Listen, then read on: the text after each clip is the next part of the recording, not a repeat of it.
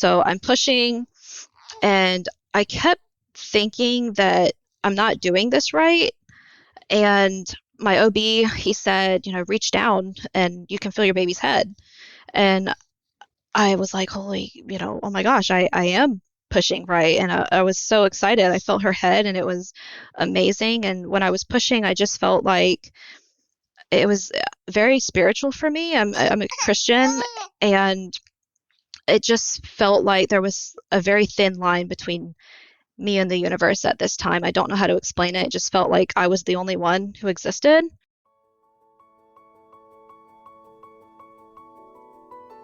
Getting pregnant and giving birth are two of the most exciting things you can ever hope to experience in this life. The moment you think you could be pregnant, you're frantically searching for all the best information, which is why you're here today. I'm Stephanie King, and with my many years of experience as a professional childbirth educator, doula, and lover of all things pregnancy, birth, and postpartum, I'm here to make preparing for your birth enjoyable, empowering, and totally easy. Each week, I'll cover different topics, interview professionals, and get into the nitty-gritty birth stories from mamas just like you. And when you're ready for more, you can join me in the My Essential Birth course at myessentialbirth.com, where I take you step by step through exactly how to prepare your mind, body, spirit, and partner for a birth you love. So let's get started.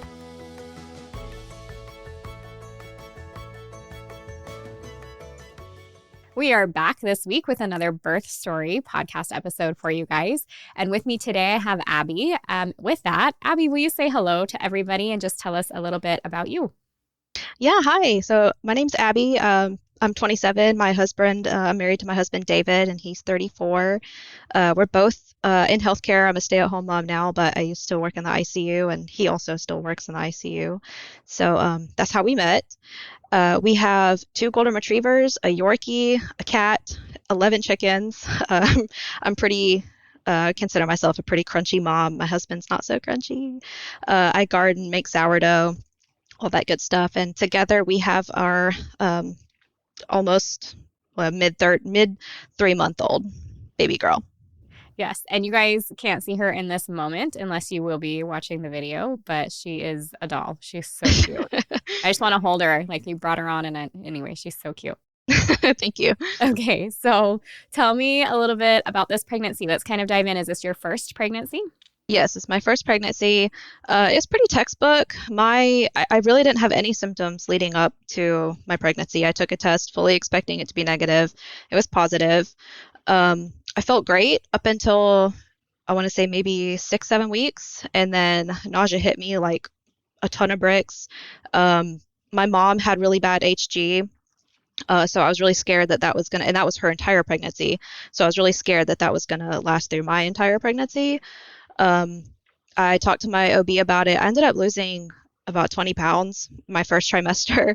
He was not concerned at all. I felt like I was withering away in his office, and he was like, yeah, it's totally normal. And I thought, okay, whatever you say. And then right around 13, 14 weeks, I felt immensely better. Like, second trimester was absolutely beautiful. Third trimester was absolutely beautiful. I really had no complaints. Aside from the first trimester, I loved being pregnant. That's awesome. Yeah. Yeah. That's really great. I too was the same. I had the nausea. So did you have any like vomiting or anything that came with that, or just really bad nausea? I was vomiting probably at least like 10 times a day.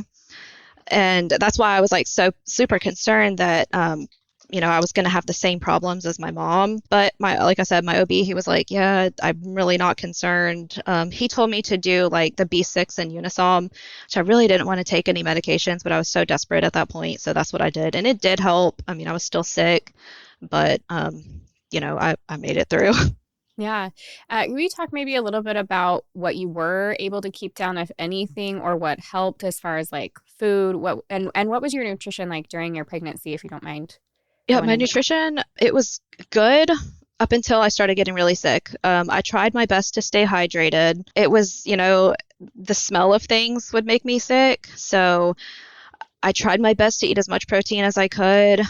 There really wasn't a whole lot that I could eat. I was actually really sick, and I kind of just lived on the couch for like 6, 7 weeks. But after that, I was doing good. I could eat everything, and I tried to be as healthy as I possibly could. Well, good. I mean, you do what you can, right? Especially that first trimester can be quite a beast. For some moms, it's a lot longer. So if you're a mom that's listening and you're like, first trimester, my butt, I'm sorry. But Yeah. hopefully for the majority of mamas, yeah, it's around that 12 to 14 week mark and they do start kind of turning a corner and feeling a little bit better. So that's good. So as far as your pregnancy goes, you said pretty textbook, easy going after that first trimester for the most part. Did you have any like funky things that came up? Any like moved due dates or anything because of an ultrasound? Any induction talks? Anything like that? No, the only thing was I went to my 20-week anatomy scan, and they said, your placenta is super anterior, and matter of fact, it kind of looks like there may be a little bit of placenta previa going on. And so they labeled me as partial. And I deep down, I really wasn't concerned about it because I knew, being medical, my husband was medical, and everybody kept saying, like, your uterus is only going to grow and your placenta is only going to move up. And that's exactly what it did. And after that, nothing. There was no talks of induction. Um, my provider was super, super awesome. He was really chill. He said, I'm fine with you going to 41 weeks. After that, if you want to talk about induction, we can. But I never made it to 41 weeks, so we never had that issue. That's awesome. Yeah, and I'm glad that you kind of shared that about placenta previa too, or like marking it partial. So in the earlier days, I used to think I'm like, can the placenta kind of crawl around? Like, what do you Yeah. mean it's there and it'll move? And so what she's explaining is the placenta that's covering, like headed over the cervix, so that your baby would not be able to descend and be born through the vaginal canal. But as your uterus grows, it actually pulls up with it. And so, especially when it's caught like on a 20-week anatomy scan, it's very common, or it's not uncommon, something for them to catch. And then it does move up, and the majority of time completely out of the way. So I love that you knew that and that you were like, I'm going to take heart knowing that these things are a variation of normal and you'll Yeah. probably be fine. So that's great. Yeah. You kind of talked a little bit about your provider. Sounds like you had an OB. Is that correct? Yes, I did. Okay. And how did you find this provider? Yeah, what was your relationship with him? Did you like vet him in any way or talk I about that? really didn't. I really didn't. I've been with Not a good him one. for, yeah, I've been with him for a few years now. And so I really wanted a home birth. And my husband, he's a physician, he works in the ICU, and he was like, no, he was really scared. So we compromised, and I said, okay, I'll do a hospital birth if we have a doula. And I did have a wonderful doula. I can share more about her a little bit later. But um, yeah, so he was just always really chill throughout my pregnancy. He never made me do anything I didn't want to do. I was adamant about the glucose drink. I did not want to do the one that they had. He said, we can do the fresh test. That's fine. So, I mean, he always asked me about vaginal exams if I wanted them. He never made me feel pressure to do anything. So he was wonderful. And he ended up being the one who was on call the day I delivered her. So that was wonderful that he was there for that. Oh, wonderful. So he was in a Yeah. group practice, but he did end up being your Yes. provider. That's really cool. Yes. Yeah, And it was was awesome. he who you wanted there then? Yeah, he was really the only one I wanted there, and I really prayed hard about it, and yeah, yeah, we So ended did up you get getting to him. meet the other providers then? I did, yes, I did, and I wasn't super crazy about him. I felt like one of them in particular was going to give me a lot of pushback with my birth plan, but we never ran into that issue. What were the things on your birth plan that you were concerned about, or what we just kind of mentioned some of the things you had on your birth plan? Yeah, so I wanted freedom to move around. I wanted to be able to eat, drink. I wanted intermittent monitoring. I'm trying to think of everything else I had on there. Um, with her, I wanted to, labor naturally as long as I could by myself. I didn't want any interventions. I didn't want my water artificially broken, which I can talk more about that later because I did.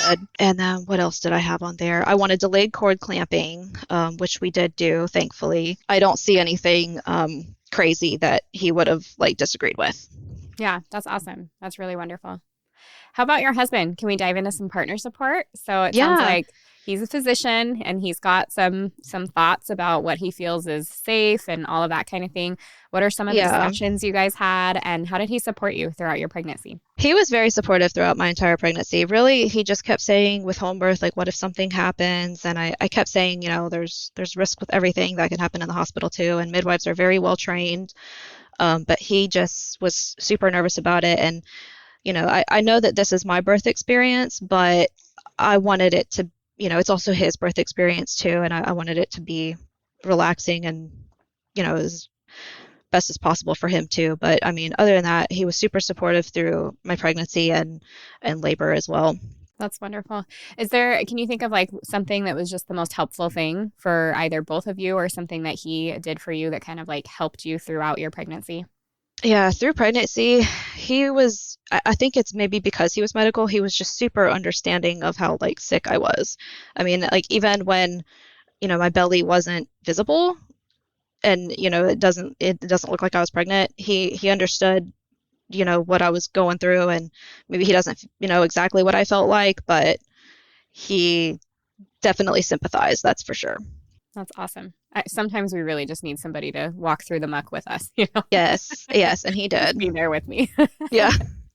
That's awesome. Okay, let's talk about some preparation. How did you prepare? What were those daily things that you were doing weekly, monthly? Like, what did your preparation look like? Yeah, so around 28 weeks, I didn't show until probably around 28 weeks. And so I did the 3 exercises about like from then. Um, and like we say exercises, they actually felt really good to me. Yeah. I did most of them in the shower. I did the deep squats in the shower, the pelvic tilts, and then the forward leaning inversions probably felt the best for me. That took so much pressure like out of my hips, and oh, it helped a lot. And then probably around 35 weeks, I started red raspberry leaf tea. I actually really enjoyed the taste of it, so it wasn't like a chore for me.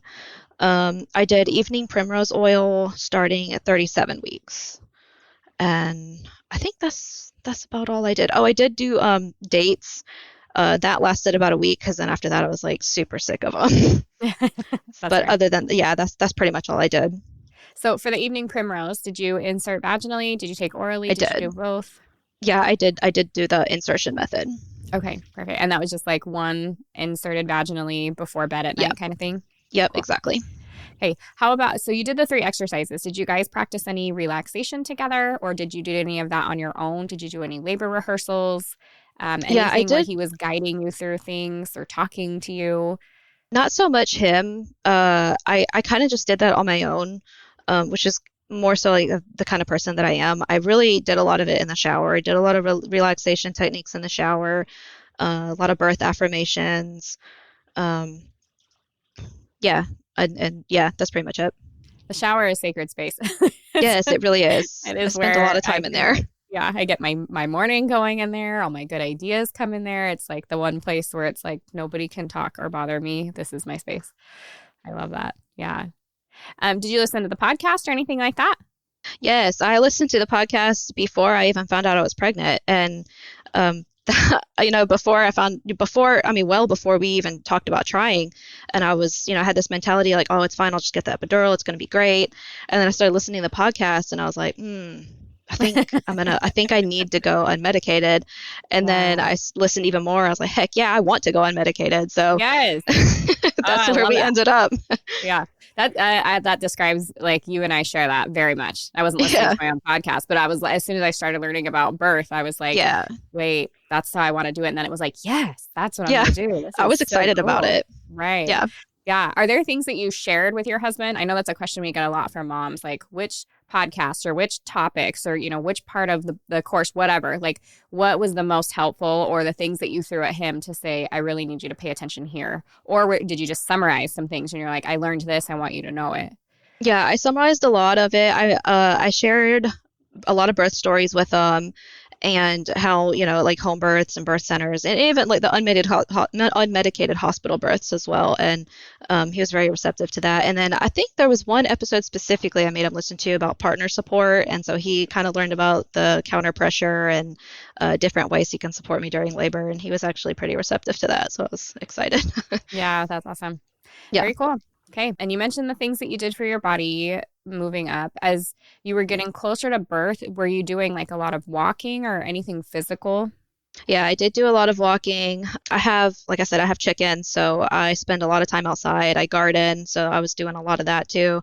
So, and movement just kind of helped me stay less sore too. So it's like exercise for me too. So I did do a lot of that. Wonderful.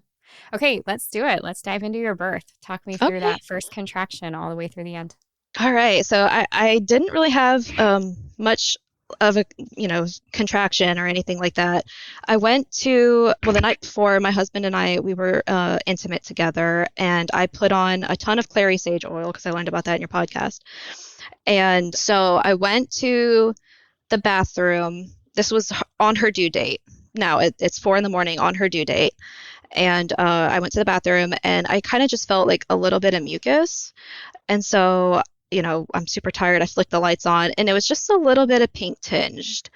And like I'm taking pictures of it. I'm like trying to figure out like, am I seeing things or, could this be happening? And so I went back to sleep and I woke back up around probably 8 in the morning and it was definitely bloody show. So I texted my parents. I told them, I said, yeah, hey, I'm going to bring the dogs because I think I'm in labor. I texted my doula. She said, just keep me posted. And right around this time, it's 2025, January, and I live in Georgia. And here comes this like snowstorm. Oh no. And I know, everybody up north is like, oh, it's fine, but the state shuts down when we have a snowstorm here. So I'm trying to get all this stuff done because I knew that it was probably going to be, kind of a little bit of a chaos and everything. Um, so I bring my dogs to my parents' house and I'm kind of just having like, I wouldn't call them contractions, kind of just cramping. And I just went about my day. And, my doula texts me off and on, how you feeling? And I told her, um, nothing serious right now, and I'll text you when I need you. And so that night I went to sleep, trying to get any bit of sleep I can. And like the contractions definitely kind of, I wouldn't say picked up, but they made themselves evident, I guess. Um, and so I texted my doula, and by this time I'm having like a lot of bloody show, and I can definitely tell things are picking up. And I texted her and I said, hey, like, I'm just letting you know, I think contractions are starting. And she said, all right, I'm actually probably just going to come because the snow. And I'm so glad she did because the interstate's closed the very next day. So, yeah. So she came. We just kind of hung out. Um, the next day, this will be the 22nd at this time. So the day after her due date. It was a little bit more uncomfortable, but the contractions weren't regular enough to even time them. So I thought maybe, I can just relax. And so I went to take a shower and the shower completely stalled everything. Like it was hours that I didn't have any contractions. So, my midwife said, okay, let's do the mile circuit. And we did that twice and that did help. Um, and so towards the end of the day, she said, let's just get some rest. And I'm thinking active labor is going to pick up in the middle of the night. And it definitely did. Probably around 11 p.m., they were getting like super regular. So much so that I was able to time them and they were happening like every 3 minutes and for about an hour. So that being said, usually it's like the 3-1-1 rule. And my husband was like, do we need to go to the hospital? And I said, no, because like I'm still very much capable of like working through them. Um, so I just continued to labor at home, like in the bed and everything. So after that, I decided not to take a shower again because I didn't want it to stall. I just wanted it to keep going. And I'm trying to time contractions, but at this point, like timing them was getting really distracting. Like I was like looking at my phone, like, oh, let me make sure I hit the button at this time and let me, make sure I hit it to stop it at the right time. So I said, I'm just gonna put the phone away and kind of just listen to my body. And that's what I did. Around 5 in the morning, they started getting like really regular and really intense, and I was really having to concentrate and work through them. My husband he was having to help me. My doula was helping me. So I wanted to labor at home as much as possible, as long as possible. That being said, like with the snow, we had ice everywhere and people, they were wrecking and everything. So I said, maybe we should just go to the hospital now because I don't know. It's only 15 minutes away, but I wasn't sure like how long it would take to get there. I didn't want anything to get in our way. So we get there at 7 in the morning, and I was 3 centimeters dilated, and I think they want you to be a 4 to be admitted, but they went ahead and admitted me. I'm pretty sure they didn't want to send us back home through the snow. And like I said, it was my OB, so I was super thankful for that. And so we had breakfast. We kind of just chilled. I was just working through the contractions as best as I could, moving around. I do think, I know movement helps a lot of people with like keeping contractions going. And like, mind you, this is on the 23rd now. So I think I was so tired and my body was so tired that rest was actually really helping my contractions pick up. So, I mean, anytime I was in the bed, it was really starting to pick up. So, like I said, I'm starting to really get tired. My OB, he comes back and he checks me about 2 o'clock, and he said I was like a 5 or a 6.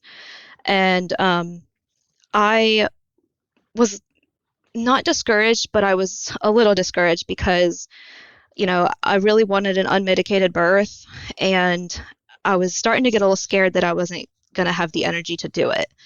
Um, so he said, you know, baby is really, really low. I think if we broke your water, it would help, like really start moving things along. And like I said, it was on my birth plan that I did not want my water broken. Um, but I ultimately made the choice to do it. And I definitely made the right choice because not even a minute afterwards, it was just back to back contractions and things were really intense. I was still talking through them, but I had to pause and breathe.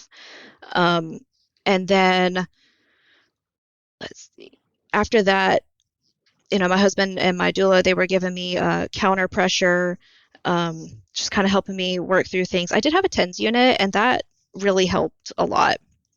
Um, And then probably around 4 o'clock, things really just started to become fuzzy for me. And I don't know if that was just because it was like Laborland or if it was because I was so exhausted. I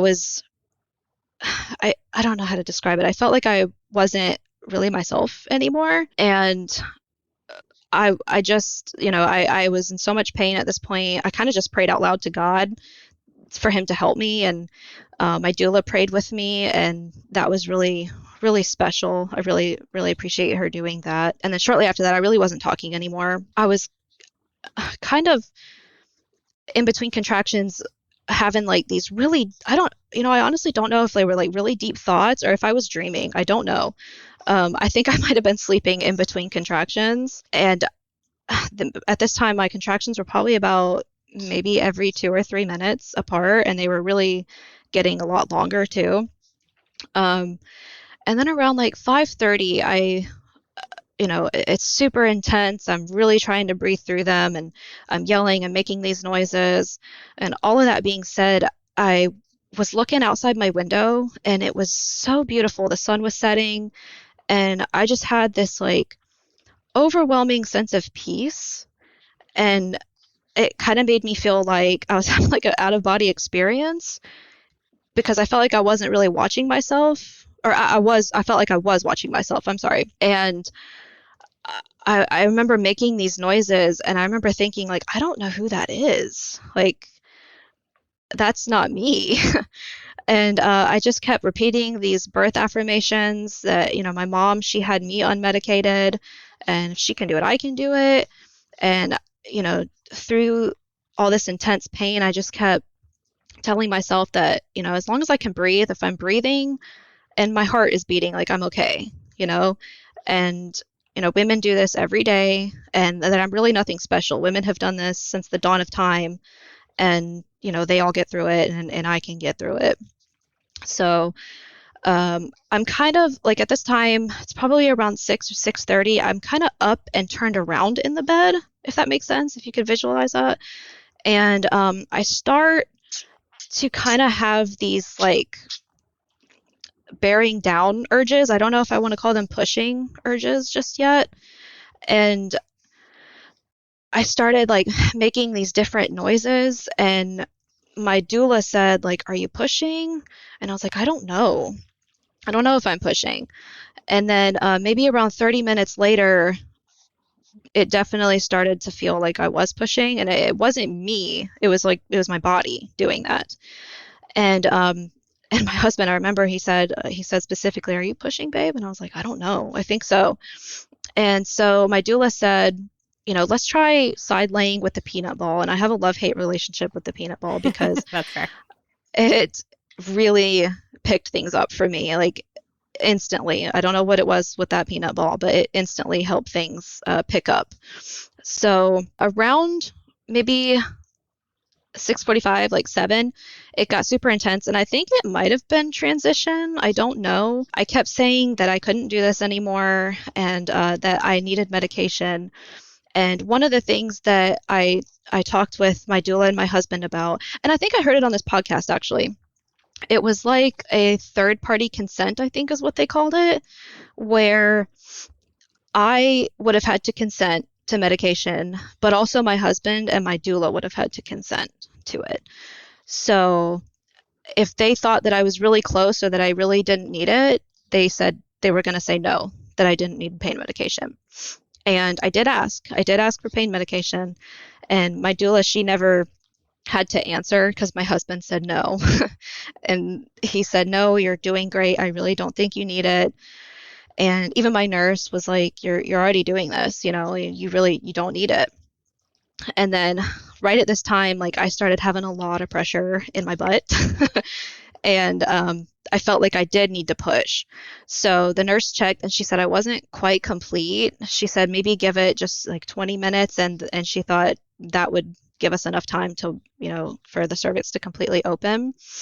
Um, so around 7, they said that I could go ahead and push. And I'm pushing, and my OB, he's like, "You know what? Wait a minute. Like you have a cervical lip. Um, Maybe give it like 15 minutes." And I'm like, "Are you kidding me? I can't, I can't give it 15 minutes." So I'm laying there trying not to push. And then they come back maybe like 15 minutes later because I told them, I said, "I can't help it."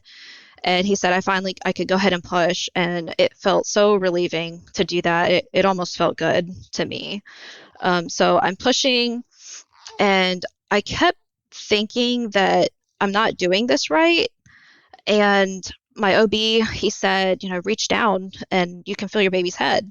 And I was like, holy, oh my gosh, I am pushing right. And I was so excited. I felt her head, and it was amazing. And when I was pushing, I just felt like it was very spiritual for me. I'm a Christian, and it just felt like there was a very thin line between me and the universe at this time. I don't know how to explain it. It just felt like I was the only one who existed. And my husband, I told them I didn't want any coaching. I just wanted to be able to push and work with my body. And that's what, my husband and doula, they were supportive. It was pretty quiet, it was really peaceful. Um, and then at 8:27, she was born. She cried right away, and we had that beautiful golden hour. Her cord was really short, and so they weren't able to put her on my chest. They put her on my belly. And I have this beautiful picture of her like reaching and grabbing my arm. And I absolutely love that picture. And then my doula, she helped me breastfeed right away. And so after that, my doula went home, and it was just me and my baby. And um, I think I did end up pushing on my back, which is not what I wanted, but I felt like, you know, towards that final stage, I couldn't even hold myself up anymore. So I was on my back. I did end up getting a second-degree tear, which wasn't a big deal. I worked through that. My placenta was delivered with no issues or anything like that. And wow, I felt Absolutely amazing. After she was born, I felt like I could literally do anything. It was amazing. That's really neat. Thank you for sharing that. Can I ask a couple questions Yes, of course. about, like, as you worked through the labor, can you talk about how you handled contractions, like what you were doing and what your husband and doula were doing during that time? Yeah, I kind of just I was moving through them as much as I possibly could. I had this blanket that I had with me, and I was kind of just sitting up in the bed, and I was screaming into that blanket, and that was really the only way I could deal with it. And my doula, she said that's totally okay. She said just be as loud as you need to be, but keep it low. And so I kept those noises low, and that definitely helped. Um, and then I had my tens unit that really helped. I was like I was kind of like ripping off blankets because I was hot and cold, and I didn't know how I didn't know like how to feel. But other than that, yeah, that's pretty much it. Your doula, can we talk about her a little bit? So, at Yes. what point did you decide to have a doula? It sounded like when you were talking with your husband and he wanted it to Yeah. be hospital and that was but did you interview several? Will you talk about kind of the process of finding a doula? So no, I actually didn't interview a whole lot. I interviewed one, and I was just so taken by her. I absolutely just loved her, and her faith aligned with mine. I have permission to share her name if that's okay. Her name's Bethany, and she's with Renewed Strength, and she's here in Georgia. And yeah, so I went through my birth plan with her, and she was like, I love it, like this is great. And I asked her about like, would you be willing to say no to me if I asked for medications if you really didn't think I need it? And she was like, heck yeah. So yeah, she was absolutely perfect. I mean, she helped me with counter pressure. um and my husband, he is a physician and he's very smart, but there's stuff that you just don't know about birth, and there was stuff that I was doing and stuff that I was saying that she was just kind of explaining to him, and that it was okay, and this is what's happening, and it's because it's this time, and etc. So she was very helpful with that, and I absolutely loved her. That's wonderful. And it sounded like she stayed with you for some time as well. She Is that did. correct? Yeah, Oh, she stayed that's at my great. house with me, and then she stayed about 2 hours after her birth, and then she finally went home. Oh, that's wonderful. I love doulas. Hmm. So cool. Do you have a minute to talk about your postpartum at all? Like what, Yes. like your immediate postpartum, what that was like for you, and then coming home? Because I know new moms are like, okay, we had the baby and I feel so overwhelmed. Like, what is this like, you know? Yeah, so postpartum immediately was great. That first night in the hospital when it's everyone's asleep and it's just you and your baby is just so surreal. My doula helped me breastfeed right away, and since then we've exclusively nursed. So she latched right away, and we've done that ever since. When I got home, I had I think I did have some baby blues. That being said, I was the happiest I've ever been. And during the day, I was totally fine. Probably every day for 2 weeks at 6 p.m., I kid you not, it was 6 p.m., I would just like sob. And it wasn't because I was sad, it was because I was so happy. And I had this, beautiful baby, and I was just so sad slash happy that she wasn't going to be this little forever.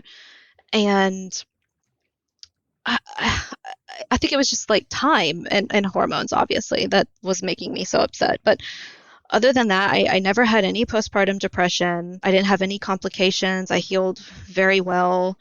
My husband and I he had paternity leave for a month, and then he took another month off. So it was just us in this little postpartum bubble, and it was just so wonderful. Going back to the medication thing, I think it played a huge role in my postpartum experience because this was my dream birth, and I got my dream birth. It was unmedicated, it was beautiful, but I do think if my husband had caved, and if I had caved and let me, receive medication, whether it be IV push drugs or an epidural, I would have felt really sad. And I think I would have maybe, I don't want to say I would have had postpartum depression, but I would have been disappointed in myself because I knew that I could do this. So Yeah, yeah. I'm glad that you shared that too because it's not about did we have the medication or not. It's not the like did I go through the pain or not? That's Hmm. not why we talk about medication and epidurals and all this stuff. And Right. do we want to do that? There is something so much deeper to it than that. And some of it has to do with the power of women and experiencing that, going through the trial and making it to the other side and getting to stand on the top of the mountain and say, I did that, Yeah. and to realize how strong you are and the power that you have birthing these babies into the world. And it's not just to feel good. Like there is something to it. It is much deeper than that. That I Yes. think gets suppressed sometimes by medication when we just constantly offer and say, oh, it's okay. Oh, it's okay. And it's like, Hmm. yes, it is okay. And if you are in a lot of pain or for whatever reason you choose to do that, that's great. But also, you should know that you're strong enough to do it. And if you Yes. like, and we are here to support you and it's okay. And I think going through something like that and getting to the other side, like you talked about postpartum depression and stuff, that's very real. You know, it is very healing. It is very invigorating and wonderful to be able to go through something so hard, but know that Yeah. you did it and get to the other side. So I'm so glad that you shared that. Yeah. And even now, I mean, I have this like huge boost of confidence, and it's been like, 3 months later, and I feel like I feel I feel beautiful because I did that, and I love my body even more because of what it did, and what it's still doing. I'm still feeding my baby, and oh man, it was just wonderful. I felt like I could, and I still feel like it. I feel like I can throw an elephant across a football field. Yeah. It's awesome. It's a wonderful feeling. Yeah, that's amazing. Thank you for sharing that. Yeah. Okay, back to the labor really quick. Just a couple of things on that. Is there anything that you feel that you're like, I am so grateful that I knew this going into labor, or I just felt so prepared in this way that you would want to share with other moms? When I listened to the podcast, I really listened to as much as I could about transition as I could, because it scared me a little bit, and I wasn't sure like if I would know if I was in it, and in that moment I didn't really know if I was in transition. Looking back, I definitely think I was, but it listening to the podcast, it did just kind of help me not be so scared of it, I guess. So I just, learning as much as you can about the process, and just things to expect, what changes after your water breaks, like how's it going to feel, just stuff like that. I felt very prepared. That's great. Was there anything that you wish you had more knowledge on or wish you would have spent more time preparing for? I wish, not necessarily preparing, I wish I would have listened to my body a little bit better, because I think if I had just listened to my body and not tried to move around as much during contractions, I think if I had just rested, I think things would have, I don't think I would have been in labor for like almost 3 days. I think it would have moved a lot quicker.